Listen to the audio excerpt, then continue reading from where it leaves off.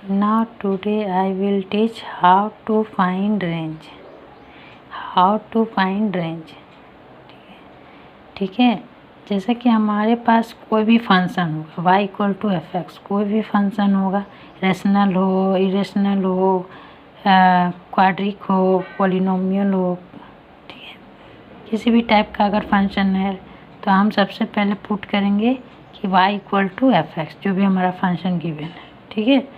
Next step में, ये first step, next step में क्या करना है कि express x as a function of y, ठीक है, मतलब कि जैसे y equal to f x है तो अब हमको क्या निकालना होगा, x equal to f y, ठीक है, क्या निकालना होगा कि x equal to f y, express x as a function of y, x equal to f x y निकालना है, ठीक है, निकाल लेंगे। निकालने के बाद थर्ड स्टेप में करना है कि find possible value for y just like domain. जैसा कि कहने का मतलब है कि अगर हमारे पास जो भी फंक्शन होगा, सपोज दैट फंक्शन हमारा है f x equal to x minus one by x, ठीक है, सपोज दैट, मान लिया कि ये हमारा फंक्शन है, तो ये फंक्शन कब डिफाइन होगा,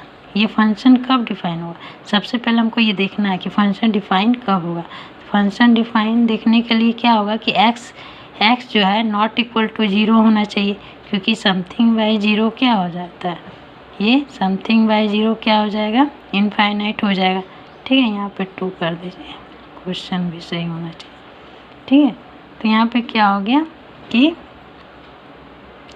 x नॉट इक्वल टू 0 पे डिफाइन है हमारे पास, मतलब ये क्या है, रेशनल हो गया पी वाई क्यू एक्स, तो q x not equal to 0 पहले होना चाहिए, तभी हम फंक्शन डोमेन में हमारा क्या होगा, डिफाइन होगा, अनडिफाइन होगा, जो भी होगा, ठीक है। तो पहले हम डिफाइन देखेंगे कि फंक्शन हमारा डोमेन में डिफाइन है या नहीं, तो अदरवाइज नहीं डिफाइन होगा तो हम आगे नहीं बढ़ सकते। पहले हमारा फंक्शन क्या होना चाहिए, डोमेन में डिफाइन होना चाहिए, ठीक है। तो ये फंक्शन इस तरह का यही बोल रहा है, find possible value for y, जो भी y के रिस्पेक्ट में आया हुआ है फंक्शन, उसको फिर हम लोग फिर इसी तरह चेक करेंगे कि हमारा फंक्शन जो है वो डिफाइन है या अनडिफाइन है।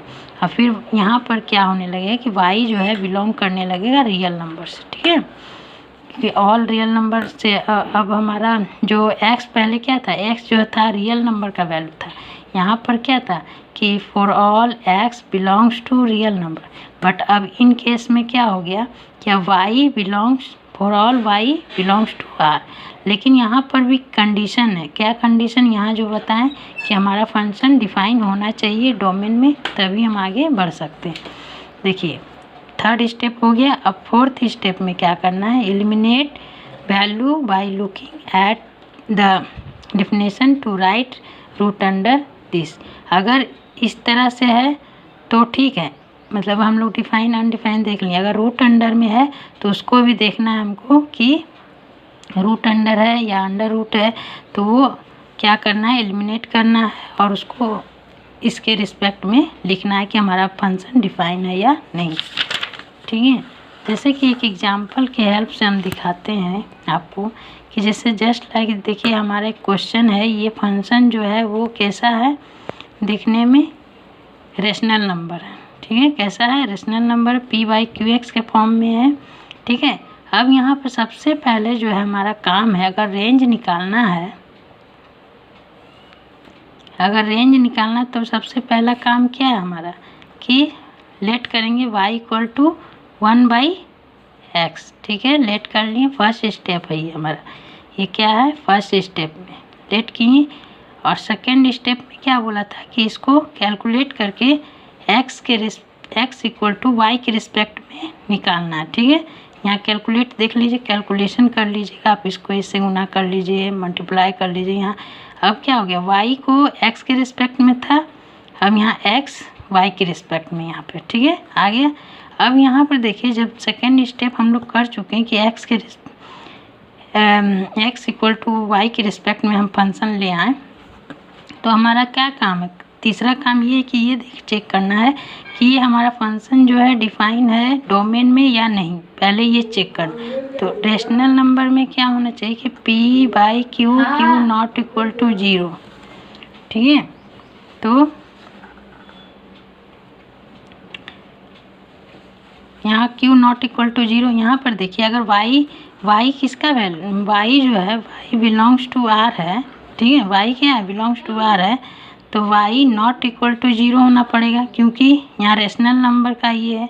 और y अगर 0 हो जाता है तो समथिंग बाय 0 क्या होगा, अनडिफाइन हो जाएगा, जो कि ये डोमेन में ही जब डिफाइन नहीं होगा तो हम क्या कर सकते हैं कि ये फंक्शन आगे बढ़ेगा ही नहीं, ये फंक्शन आगे डोमेन रेंज नहीं निकाल पाएंगे। इसलिए सबसे पहले हमको डिफाइन करना है फंक्शन। तो डिफाइन किस पर है, y नॉट इक्वल टू 0 पे डिफाइन है, ठीक है। y नॉट इक्वल टू पे क्या है, डिफाइन है। तो y इक्वल टू 0 छोड़कर बाकी सभी वैल्यू पे क्या है, ये डिफाइन है, ठीक है। बाकी सभी वैल्यू पे ये क्या है, डिफाइन है, ठीक है। तो अब हमारा क्या हो गया, फंक्शन हमारा डिफाइन हो गया। तो यहाँ पे देख लीजिए, यहाँ पे हम लैंग्वेज में दे रखे हैं, ठीक है। तो डिफाइन किस पर है, y नॉट इक्वल टू 0 पे डिफाइन है, और नॉट डिफाइन किस पे है, y इक्वल टू 0। देखिए अगर y इक्वल टू 0 रख दें तो समथिंग बाय 0 अनडिफाइन हो जाएगा, इसलिए नॉट डिफाइन और डिफाइन दोनों पार्ट बाय पार्ट करके हम समझा दें। तो हमारा क्या है कि इसमें देखिए रूट अंडर का बात नहीं, इसलिए रूट अंडर को छोड़ दीजिए। यहाँ रूट अंडर का क्वेश्चन था ही नहीं, इसलिए रूट अंडर है भी नहीं। तो यहाँ पर देखिए अब रेंज क्या हो जाएगा, रेंज जो हमारा है r जो है पूरा रियल नंबर, सेट हमारा कैसा होता है, देखिए ये सेट r टू r है, ठीक है। ये फंक्शन f(x) इक्वल टू जो भी फंक्शन ये वाला है, ठीक है, ये वाला हो गया। तो यहाँ पर क्या हुआ कि डोमेन में से 0 को हटा, डोमेन यहाँ क्या हो जाएगा बताइए, तो डोमेन इक्वल टू हो जाएगा, डोमेन इक्वल टू हो जाएगा यहाँ पर ये वाला, ठीक है। डोमेन इससे निकलेगा, डोमेन इक्वल टू क्या हो जाएगा, r माइनस यहाँ क्या रखने पे अनडिफाइन हो जाएगा, 1 रखेंगे तो ये अनडिफाइन हो जाएगा, तो इसलिए 1 को माइनस कर देंगे। मतलब पूरे रियल में से, पूरा रियल नंबर में से अगर 1 हटा देते तो ये हमारा फंक्शन क्या हो जाए, डिफाइन हो। तो जितना भी सेट ए का एलिमेंट होता है जो डिफाइन होता है वो हमारा क्या कहलाता है, डोमेन कहलाता है, ठीक है, याद रखिएगा। तो यहाँ डोमेन हो गया। अब यहाँ रेंज में क्या होता है, जिससे मैपिंग करता है। तो सबसे पहले तो यहाँ मैपिंग में से तो ठीक है मैपिंग कर रहा, इसमें सबसे पहले क्या है हमारा कि अब यहाँ हम जब डोमेन रेंज निकाल रहे तो हमारा फंक्शन चेंज करके बना है, ठीक है, फंक्शन चेंज करके हम निकालें। तो सबसे अब हमारा फंक्शन ऐसा हो गया, इसके अकॉर्डिंग हम देखें कि फंक्शन ऐसा हो गया। तो फिर हम जब इस पर चेक किए तो हमारा क्या हो गया, 0 पे डिफाइन नहीं है, ठीक है।